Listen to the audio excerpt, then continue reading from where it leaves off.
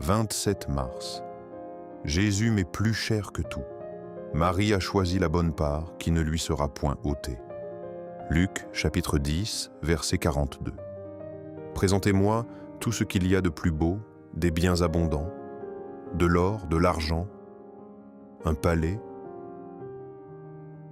une grande renommée.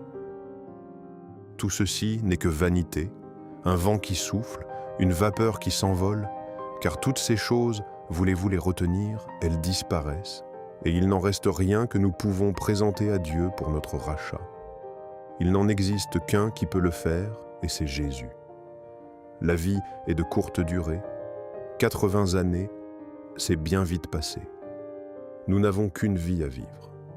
J'ai lu, un jour, la traduction suivante sur une plaquette dont le texte était originalement en anglais. « Une seule vie, ici-bas tu vivras. Très bientôt, elle sera terminée. Seul ce que pour Christ tu accompliras te suivra jusque dans l'éternité. La seule chose nécessaire est de s'attacher à Jésus, qu'il soit cher, oui, plus cher que tout à nos cœurs. Qu'il remplisse nos vies avec son Saint-Esprit, afin que nous puissions y puiser la force de vivre pour lui, car tant que nous vivrons en sa présence, remplis de son Saint-Esprit, que nous serons efficaces pour son service. L'ombre seule de Pierre produisait une puissance pour guérir les malades.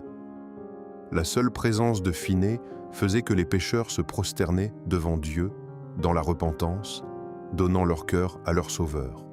Ensuite, si Jésus est plus cher que tout dans nos vies, nous ne pourrons garder ce trésor en nous-mêmes.